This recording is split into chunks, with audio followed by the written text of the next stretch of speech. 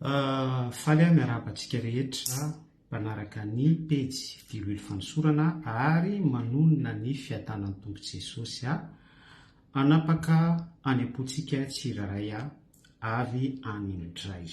Tainy Jesosy Kristy tain'Andriamanitra tsy toy ao Elohim raha lasy ranabavy ao amin'ny Tompo Jesosy.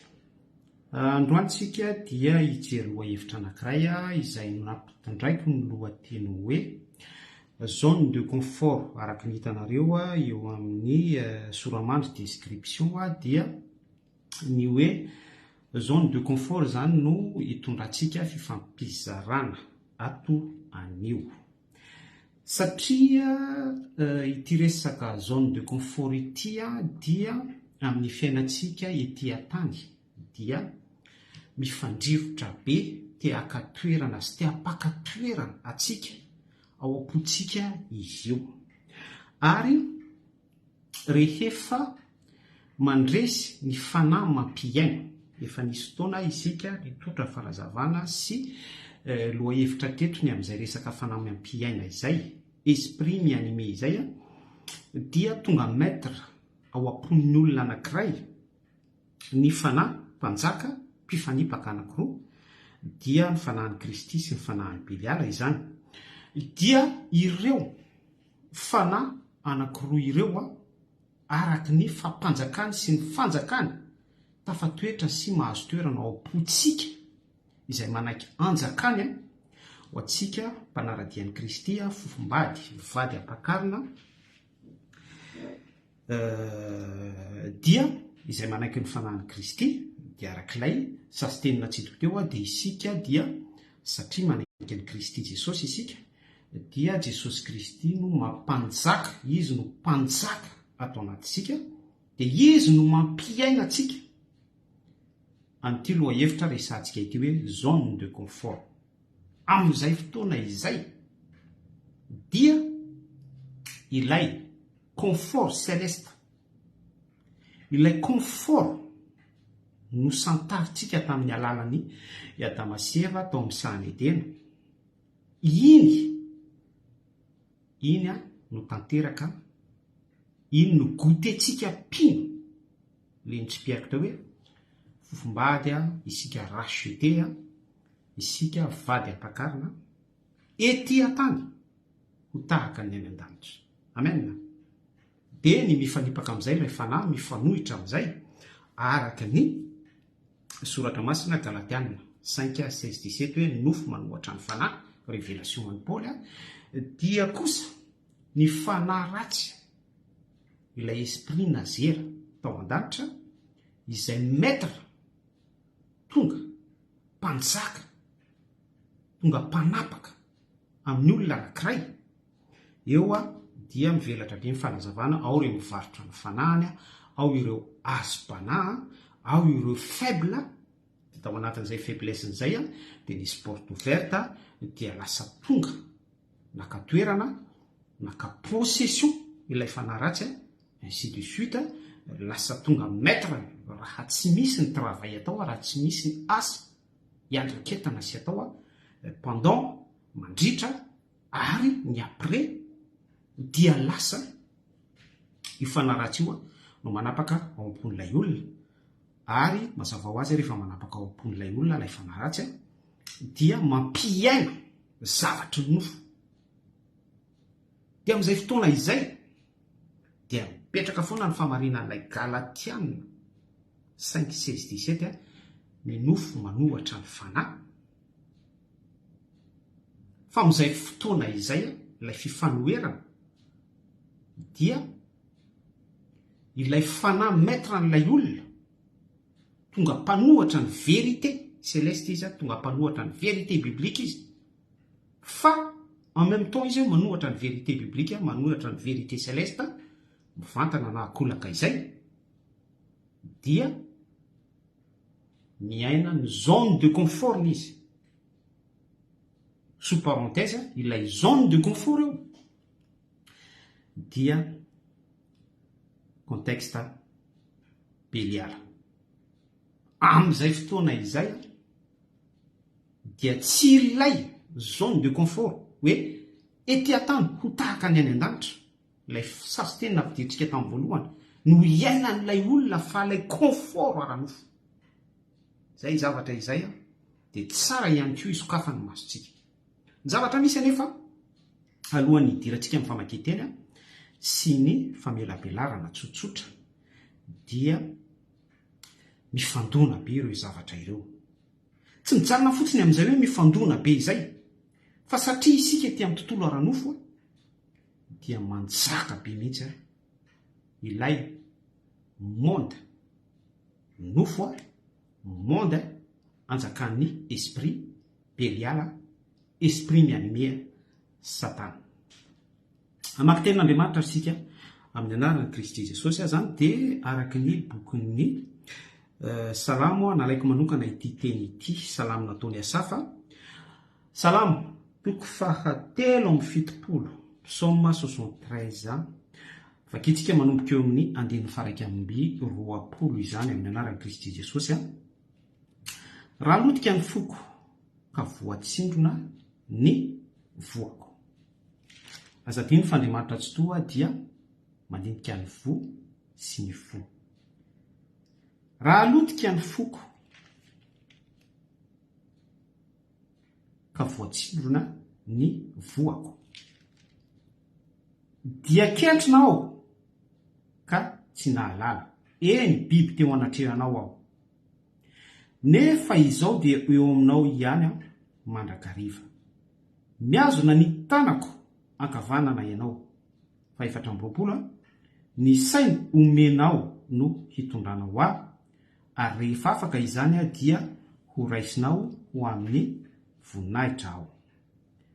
Iza no any an-danitra, iza no ahy any an-danitra, ary tsy misy ety ambony tany iriko tahaka anao na dia levona aza ny nofoko sy ny foko dia mbola vantolampy ny foko sy ny anjarako mandrakizay Andriamanitra, fa indro very izay lavitra anao ary inganao izay rehetra mijangajanga mahafoy anao, fa izaho dia ny ho akaikin'Andriamanitra no mahatsara. Ianao Jehova Tompo no nataoko ho ariko mba hilaza ny asanao rehetra aho. Amen.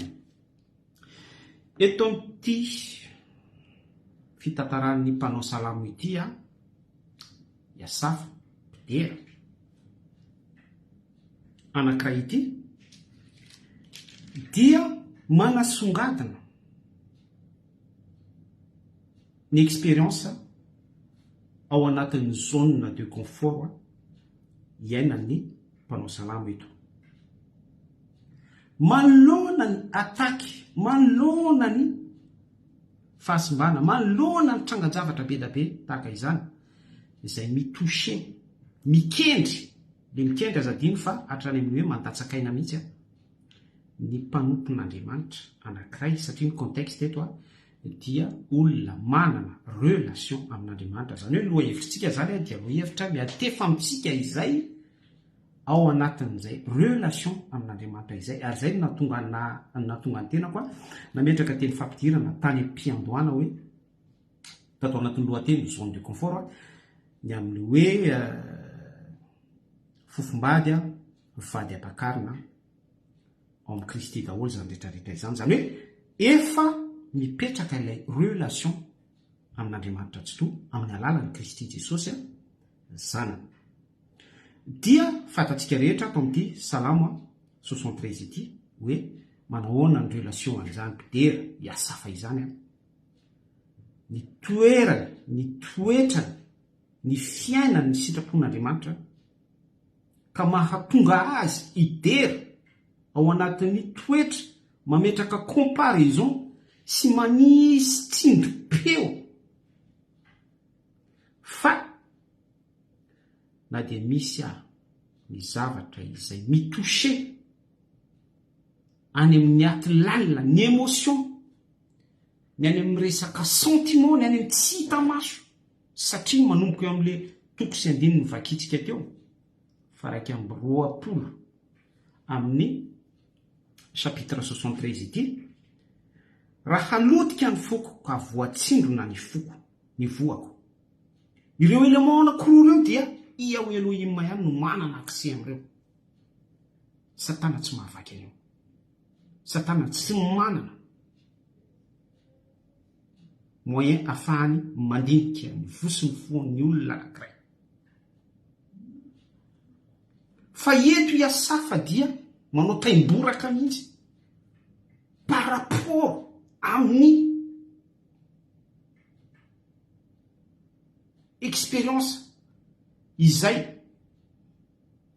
afaka transpercer sy mamakivaky ny any amin'ny fony lalina sy ny voany farany lalilany, zany hoe amin'ny tontolon'ny émotion fahatsapany amin'ny maha-olona dia mbola manisy tsindrim-peo ihany ny mpidera eto iasafa hoe ninonina karazan-javatra mety iseho izay mbola iseho mety handratra sy mbola handreraka, hanjera, hikendry, hanapotika, hampijaly, hampahory sy ny sisa rehetra dia mazava ny confirmation selon ny expérience ny mpidera eto fa 7 sy 8 fa indro very izay lavitra anao ary inganao izay rehetra mijangajanga mahafoy anao fa izao dia ny ho akaikin'Andriamanitra no mahatsara. Amen. Mazava ny expérience partagen'ny mpanao salama amintsika eto fa akaiky tsy lavitra ny Yahweh Elohim.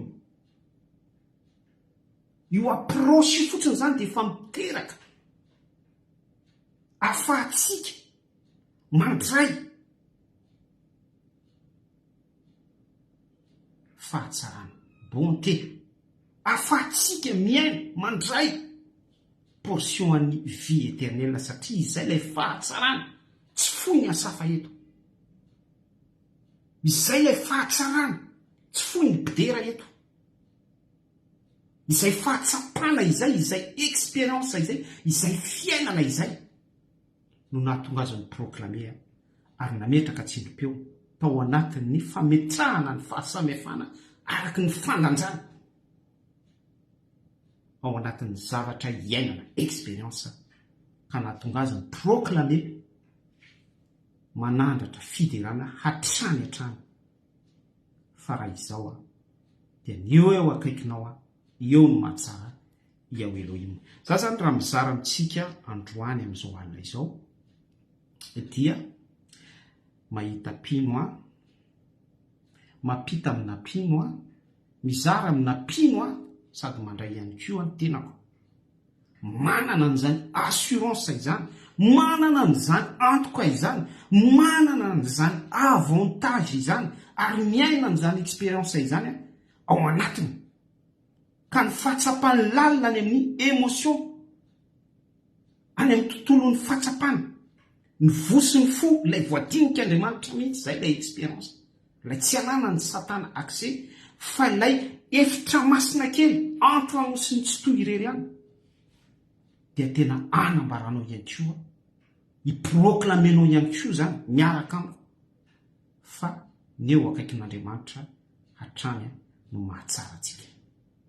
Ninina zavatra mikorotana ety amin'ity zao tontolo zao ity ny journée androany zao ity aniarantsika nahita fa nisy nietsika politika isan-karazany izay nahatonga fikorotanana tahotra ara-tsaina izay le hoe ny devoly tsy ho avy raha tsy andrava mono androngana anakorotana. Za tsy miteny hoe iza ny démonie, iza no animé ny démonie, iza no agent ny démonie, fa misy acteur be da be sy misy rivotra souffle ety ny démonie ary za tsy manondro olona raha mizaran'izany fa en globalité hitondrako ny fanazavana sy ny explication fotsiny dia Andriamanitra tsy tompon'ny fikorotanana, tsy tompon'ny fikotronana fa tompon'ny fiadanana. D'ailleurs ny firenentsika mianjaanja tanteraka manoloana ny sitrapon'Andriamanitra satria efa ela isika no niataka tamin'Andriamanitra tsy to, efa ela isika no nitododo ary nanome lamosina ny filazontsara Jesosy Kristy fa ny safidy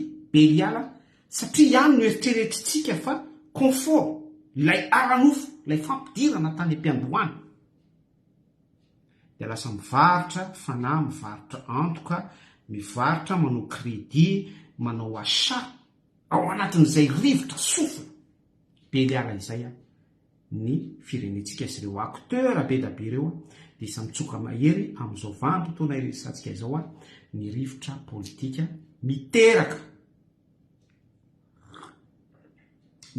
fikorotana natahotra, miteraka zavatra isan-karazany ohatran'izany izay tsy avy amin'Andriamanitra sy tsy araka ny sitrapon'Andriamanitra. Dia ao anatin'izay misy miady zone de confort. Ny te hitondra firenena misy miady ny ara-drariny sy ny ara-kanitsiny sy ny ara-dalàna izay eritreretiny. Satria eritreretiny fa ny application amin'ny loi sy ny sisa rehetra izay tokony ho appliquena ho ara-drariny, légitimité sy ny égalité. Izay ihany no ahafahana manana zone de confort irisoana amin'ny fifidianana. Fa izah zany androany dia manao rappel amintsika ary zay dia mahita piny ihany koa manana an'izay fahatsapana izay. Expérience ihany koa ao anatiny miaraka miproclame amin'ny mpidera iasafa eto hoe ny mahatsarantsika dia eo akaikin'Andriamanitra tsy to irery any.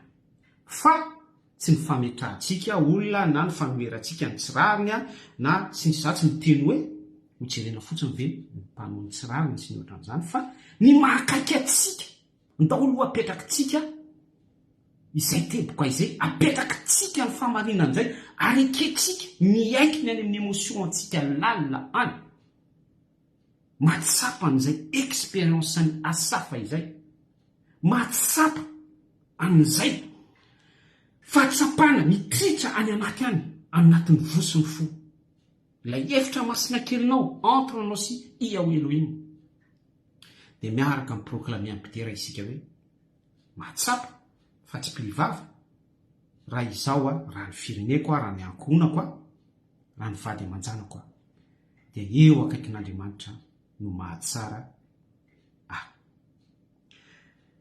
important be le passage nolazaintsika teo Galatiana toko 5 andininy 4 sy 7 nofo manohatra ny fanahy. Raha midina raha ambanimbany ery isika dia resaka ny amin'ny vokatry ny fanahy sy ny zavatra toy izany ny expérience any Paul. Ny nofo manohatra ny fanahy mba ahafahantsika mampiaina sy miaina n'ilay zone de confort Jesosy Kristy zone de confort tao an-danitra tao ilay nosantarina tao amin'ny sahany Edena miaraka tamin'ny Adama sy Eva mba ahafahantsika ny goûter amin'izay zone de confort izay ety an-tany tahaka ny an-danitra dia tsy maintsy marina amintsika ny expérience ny asafa ny mpanao salamo eto hoe rapprocher amin'Andriamanitra isika, manakaiky an'Andriamanitra isika, fa de plus en plus isika miataka amin'Andriamanitra dia miataka ny zone de confort. Dia izay no zavatra iainantsika sy confirmen'ny fiarahamonina misy eto a Madagasikara sy manerana amin'izao tontolo izao. Miataka hatrany amin'ny zone de confort Andriamanitra tsy toa mampalahelo ny zanak'olombelona. Lasa mitady confort any amin'ny réseaux sociaux, lasa mitady confort any amin'ny olontiana, lasa mitady confort any amina psychologue, any amina sociologue, any amina mpanao politika, lasa reny no andrandraina, lasa mitady confort, plaisir any amin'ny resaka divertissement be da be isan-karazany izay tsy misy avy amin'Andriamanitra.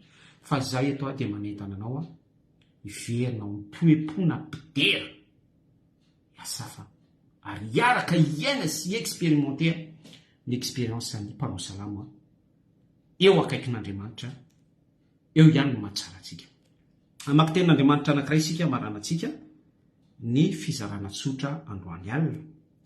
Dia tsy inona izany fa teny efa diso fantatsika rehetra izy ity ny Matthieu toko 5:10 no akatsika vaky teny sy amaranantsika ny fizarana. Dia vakitsika ny 7 sy ny 8 amin'ny anaran'i Kristy Jesosy. Mankanesa saty amiko ianareo rehetra izay miasa fatratra sy mavesatra entana, fa izao no hanome anareo fitsarana zone de confort. Mankanesa saty amiko Jesosy Kristy, ndao any amin'ny Jesosy Kristy isika rehetra miasa fatratra sy mavesatra entana, fa izy no hanome antsika zone de confort fitsarana.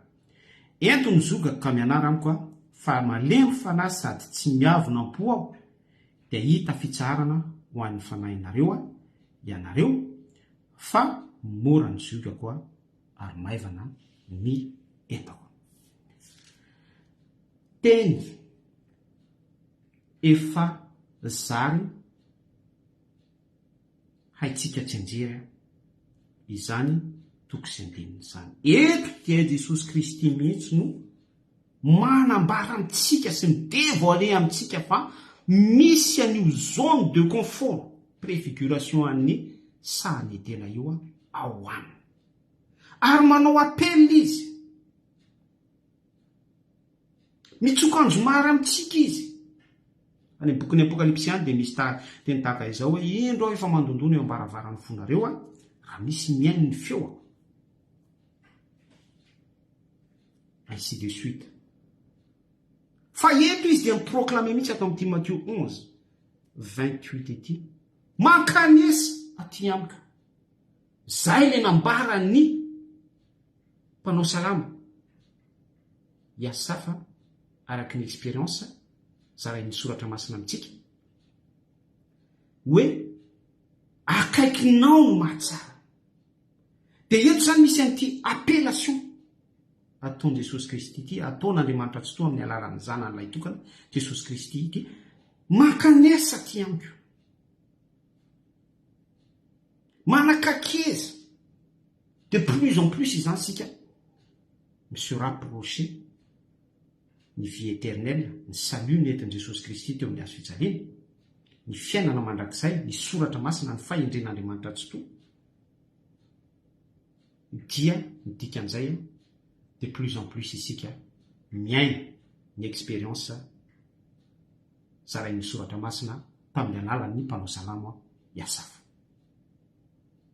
Mankanesa aty amiko, andao isika anatona Jesosy Kristy manentana atsika amin'ny soratra masina, ary zany no zarain'ny soratra masina amintsika, andaotsika anakaiky an'Andriamanitra tsy toa. Tsy miavona po izy, tsy miavona po aho mianara amiko, fa malemy fanahy sady tsy miavona po Jesosy Kristy. Zay ny azo nambara sy azoko nandraisako fampaherezana sy afaka ny fampizarako tamintsika tamin'ity andro amin'ity. Raha izaho dia ny eo akaikin'Andriamanitra no mahatsara. Bedam-piaravana ny zavatra efa nilalovana sy mbola lalovana sy iainana amin'izao fotoana izarako aminao zao, fa rehefa mise replier ao anatin'ilay zone de confort soratra masina ny tena dia mahatsapa foana. Fa lay tena malemy, lay tenako faible, lay tenako mitafy fitafiana miosondra, manakaiky an' Jesosy Kristy zone de confort, dia atsapana fa de plus en plus manakaiky an'Andriamanitra tsy toy isika ao anatin'ilay problème, dia tsapatra any antsio ilay soulagement na dia mitambesatra raha ilay olana, dia miaraka amin'izay ny fanasitranana sy ny restauration divine avy amin'Andriamanitra tsy toa. Sotra mitombotsika any amin'izay zavatra voazara izay ny voninahitra dia ho an'Andriamanitra ray ivery any ary ny anaran'i Jesosy Kristy zanany no tombo-kasehan'ny fizarana.